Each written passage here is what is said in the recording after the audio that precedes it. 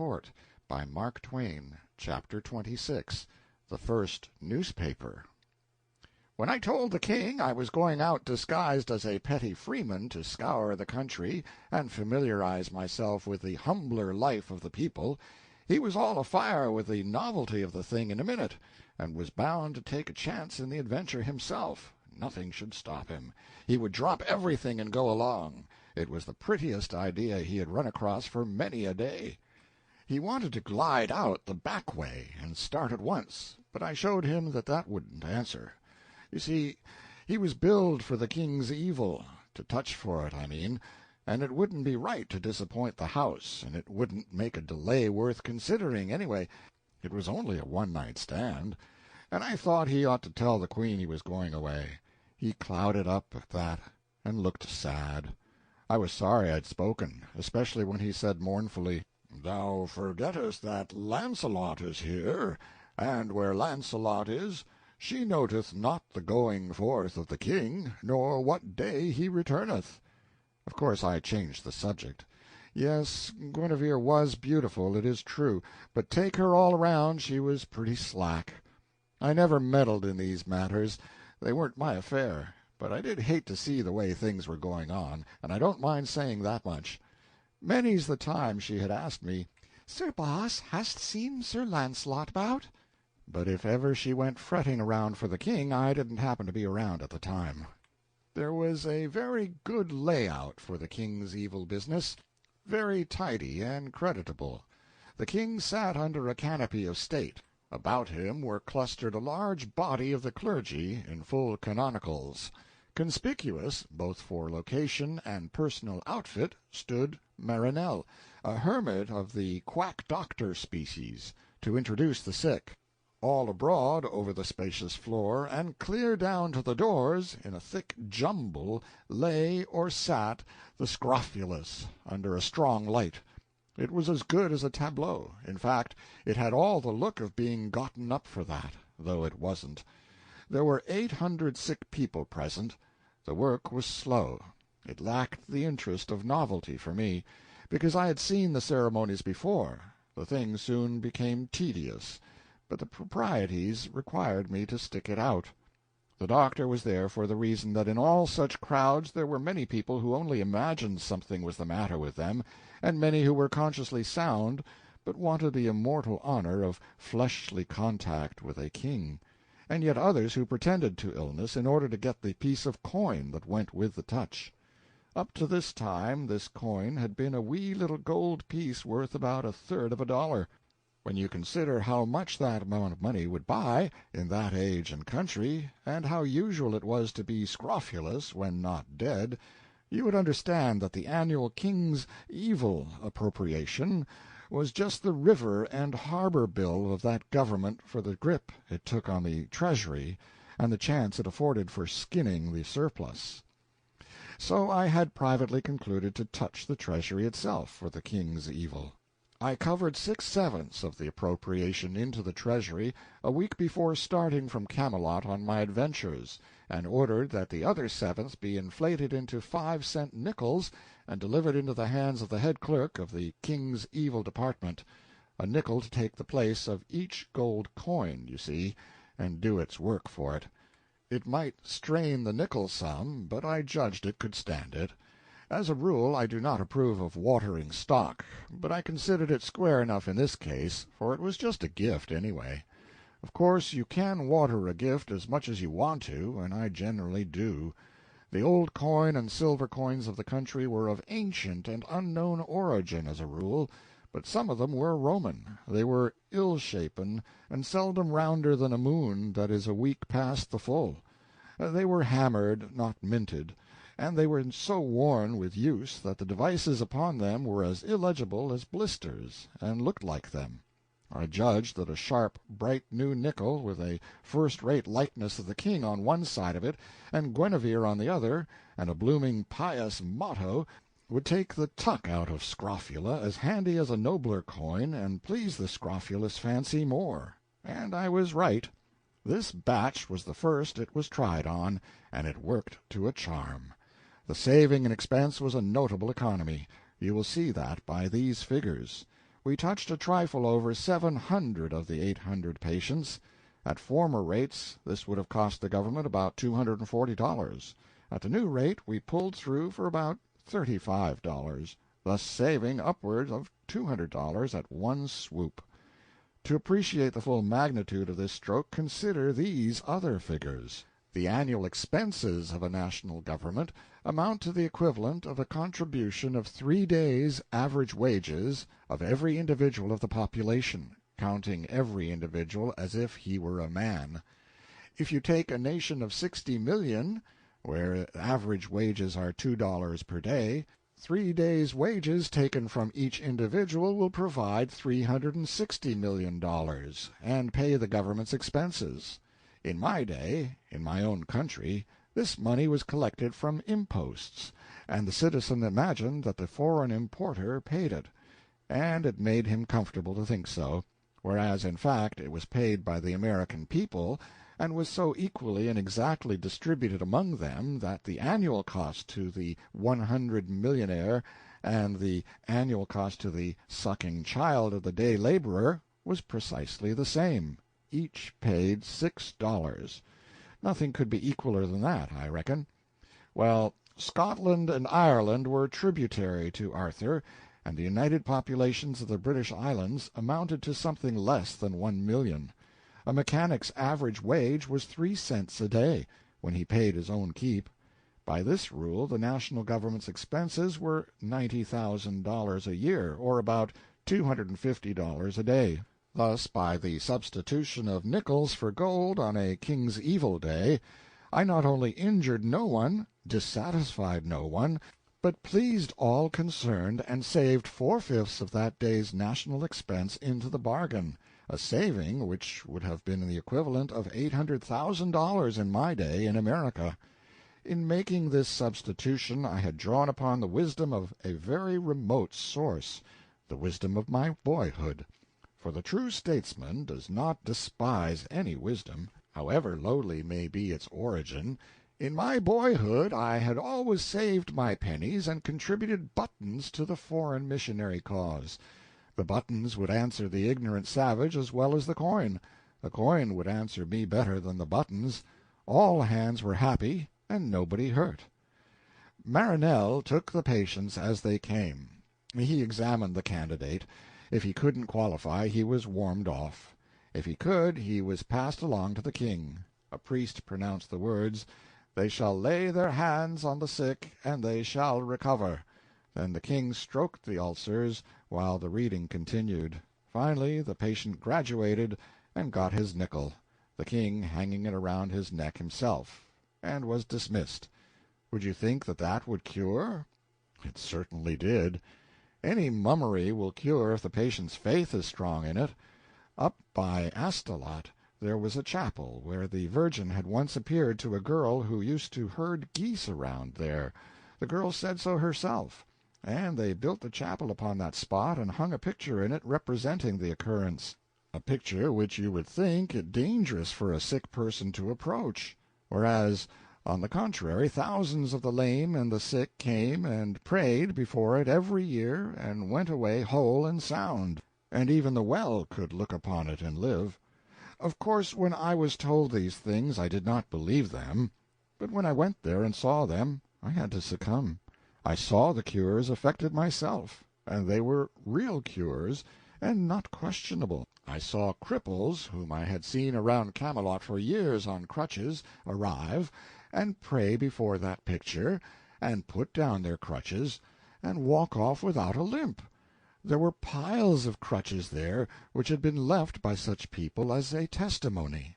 In other places people operated on a patient's mind without saying a word to him, and cured him. In others, experts assembled patients in a room and prayed over them and appealed to their faith, and those patients went away cured. Wherever you find a king who can't cure the king's evil, you can be sure that the most valuable superstition that supports his throne, the subject's belief in the divine appointment of his sovereign, has passed away.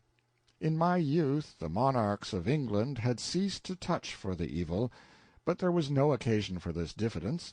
They could have cured it 49 times in 50. Well, when the priest had been droning for 3 hours, and the good king polishing the evidences, and the sick were still pressing forward as plenty as ever, I got to feeling intolerably bored. I was sitting by an open window not far from the canopy of state. For the 500th time a patient stood forward to have his repulsivenesses stroked. Again those words were being droned out, "They shall lay their hands on the sick," when outside there rang clear as a clarion a note that enchanted my soul and tumbled 13 worthless centuries about my ears. "Camelot, weekly hosanna and literary volcano, latest eruption, only 2 cents, all about the big miracle in the Valley of Holiness."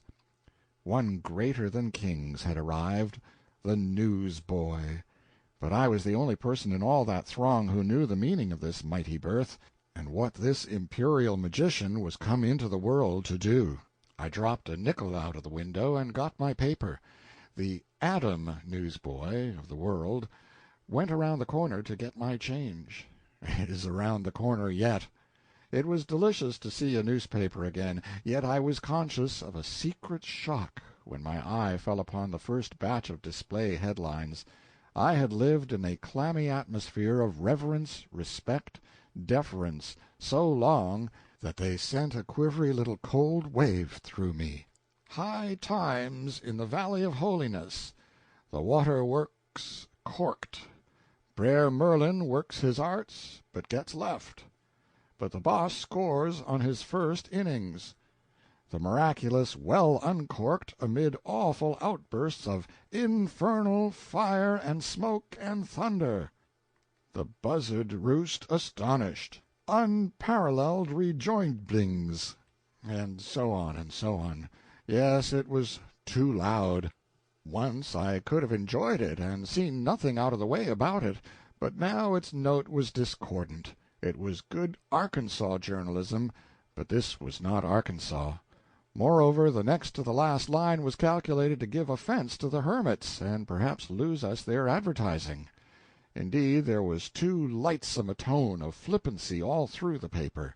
It was plain I had undergone a considerable change without noticing it. I found myself unpleasantly affected by pert little irreverencies, which would have seemed but proper and airy graces of speech at an earlier period of my life. There was an abundance of the following breed of items, and they discomforted me. Local smoke and cinders.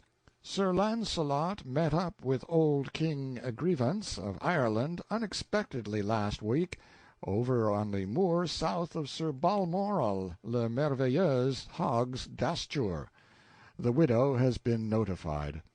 Expedition number 3 will start adout the 1st of next month on a search for Sir Sagramore le Desirous. It is in command of the renowned Knight of the Red Lawns, assisted by Sir Persant of Inde, who is competent, intelligent, courteous, and in every way a brick, and further assisted by Sir Palomides the Saracen, who is no huckleberry himself.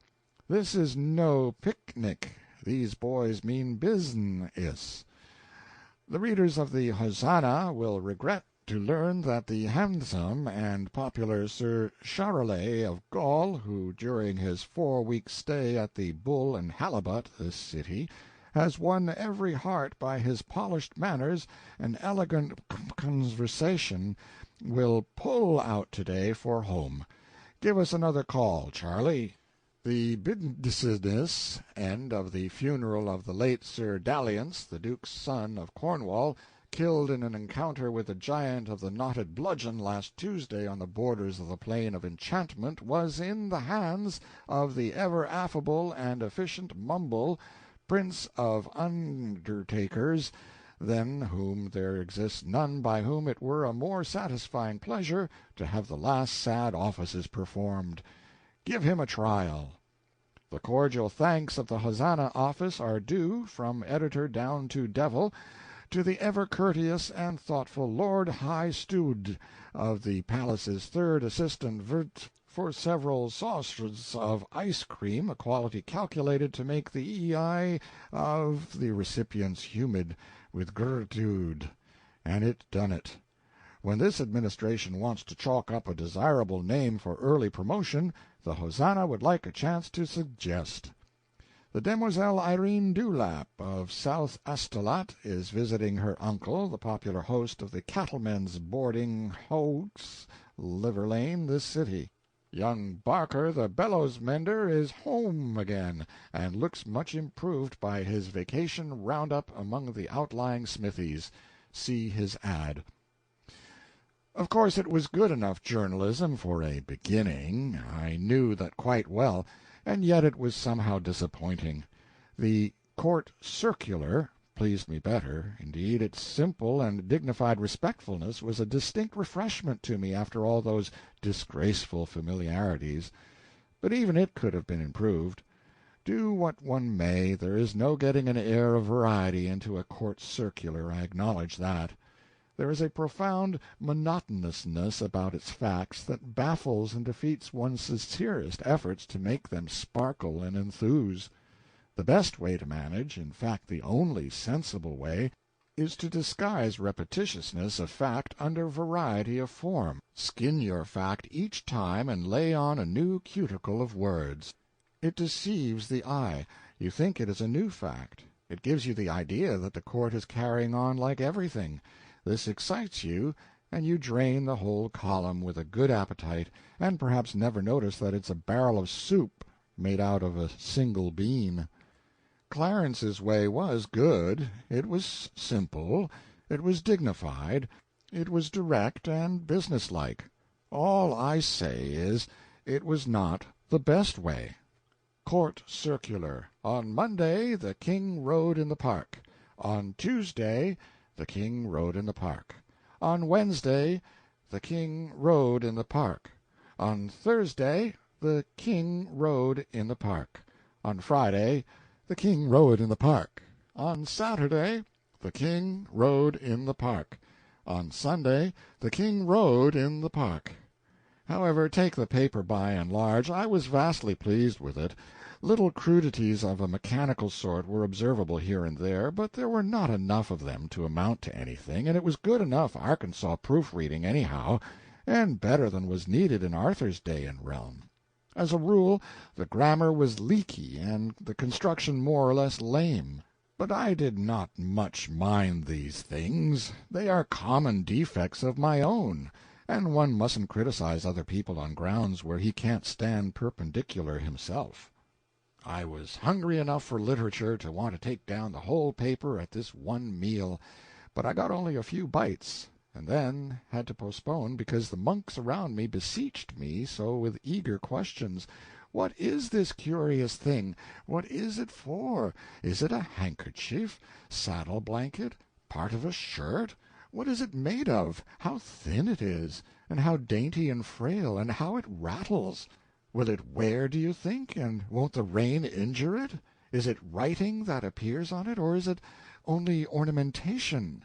They suspected it was writing, because those among them who knew how to read Latin and had a smattering of Greek recognized some of the letters, but they could make nothing out of the result as a whole. I put my information in the simplest form I could. It is a public journal. I will explain what that is another time. It is not cloth, it is made of paper. Sometime I will explain what paper is. The lines on it are reading matter, and not written by hand, but printed. By and by I will explain what printing is. 1,000 of these sheets have been made, all exactly like this, in every minute detail. They can't be told apart. Then they all broke out with exclamations of surprise and admiration. 1,000! Verily a mighty work, a year's work for many men. No, merely a day's work for a man and a boy. They crossed themselves and whiffed out a protective prayer or two. Ah, a miracle, a wonder, dark work of enchantment.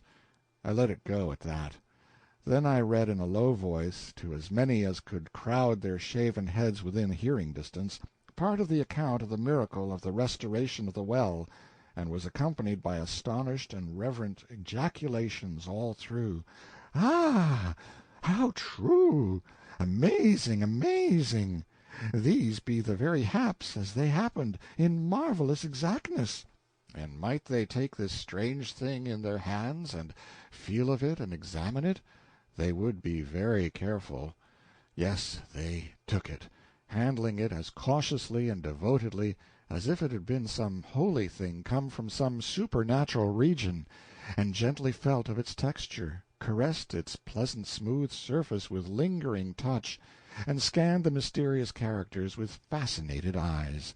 These grouped bent heads, these charmed faces, these speaking eyes, how beautiful to me! For was not this my darling, and was not all this mute wonder and interest and homage a most eloquent tribute and unforced compliment to it? I knew, then, how a mother feels when women, whether strangers or friends, take her new baby and close themselves about it with one eager impulse, and bend their heads over it in a tranced adoration that makes all the rest of the universe vanish out of their consciousness, and be as if it were not, for that time. I knew how she feels, and that there is no other satisfied ambition, whether of king, conqueror, or poet, that ever reaches halfway to that serene far summit, or yields half so divine a contentment. During all the rest of the seance my paper traveled from group to group all up and down and about that huge hall, and my happy eye was upon it always, and I sat motionless, steeped in satisfaction, drunk with enjoyment. Yes, this was heaven. I was tasting it once, if I might never taste it more. End of chapter 26.